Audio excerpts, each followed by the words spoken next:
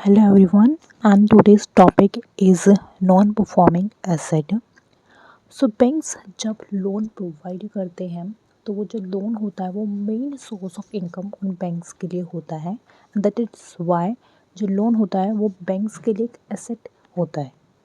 Now what is non performing assets? Non performing asset एक loan है या advance होता है जो बैंक बोरोवर्स को देते हैं, और जब उन लोन्स पर बैंक को इनकम जनरेट होना बंद हो जाता है बिकॉज बोरोवर 90 डेज से ज़्यादा उस पर इंटरेस्ट या प्रिंसिपल अमाउंट पे नहीं कर पाता, तो वो लोन नॉन परफॉर्मिंग एसेट्स बन जाता है।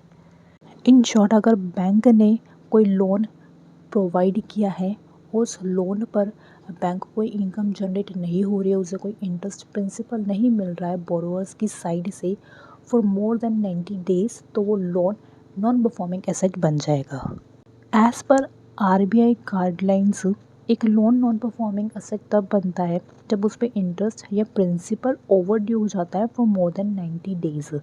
सो there is a classification of loan. The classification is as, यहाँ पे एक होते हैं स्टैंडर्ड एसेट्स एंड दूसरे होते हैं non performing assets.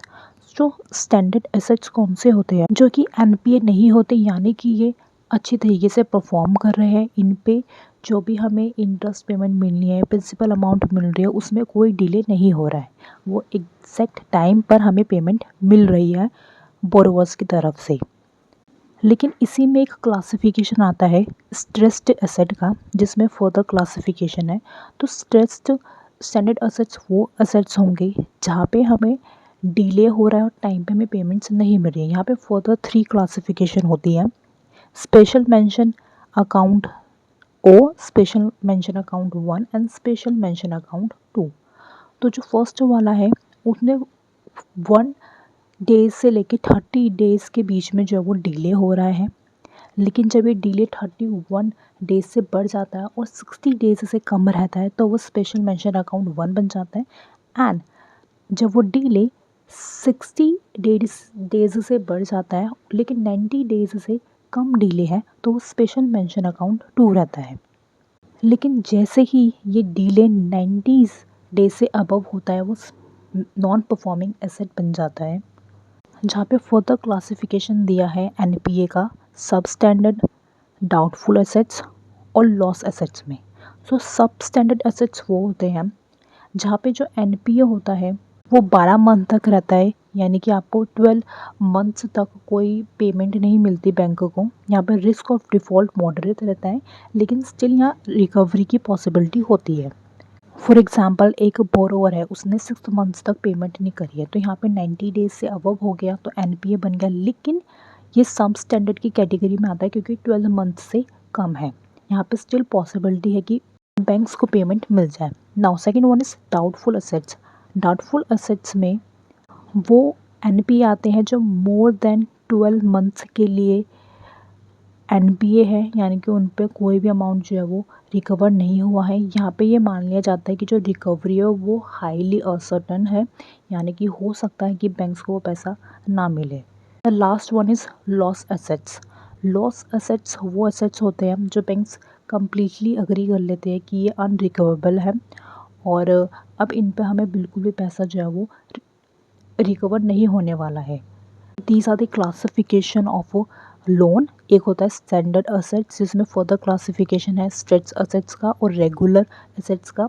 Then NPA जब 90 डेज से ऊपर हो जाती है, बोरोवर पेमेंट नहीं करता, तो लोन एनपीए बन जाता है। इसमें भी फर्दर क्लासिफिकेशन है सब स्टैंडर्ड असेट का, डाउटफुल असेट का एंड लॉस एसेट का।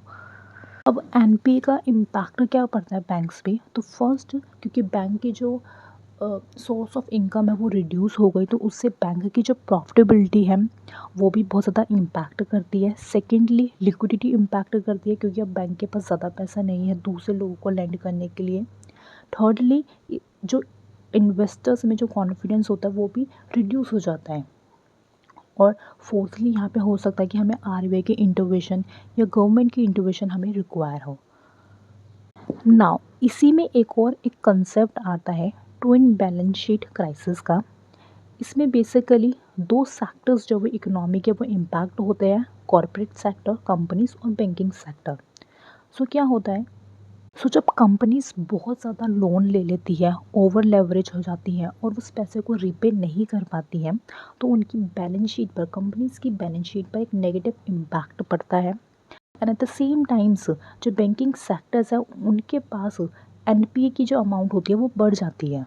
यहाँ पे कंपनीज की भी बैलेंस शीट इम्पैक्ट होती है नेगेटिव तरीके से, और जो बैंकिंग सेक्टर है उनकी भी जो बैलेंस शीट होती है वो इम्पैक्ट होती है नेगेटिव तरीके से। कंपनीज के लिए जो बैलेंस शीट होती है वो ओवर लेवरेज हो जाती है, और बैंक्स के लिए उनकी जो बैलेंस शीट है वहाँ पे जो एनपीए का अमाउंट है वो बहुत ज़्यादा बढ़ जाता है। क्योंकि यहाँ पे दो सेक्टर इम्पैक्ट हो रहे हैं, उनकी बैलेंस शीट नेगेटिव तरीके से इम्पैक्ट हो रही है, इसलिए इस फिनोमा को हम ट्विन बैलेंस शीट क्राइसिस बोलते हैं, जिसका नेगेटिव इम्पैक्ट इकोनॉमी पर पड़ता है। So twin balance sheet crisis is a double financial stress where companies are over leveraged and banks are loaded with NPAs. It slows down investment, weakens the banking system, and hampers overall economic growth. So that's it for today's video. And if you like this video, let me know in the comment section, and I will see you in the next video. Thank you.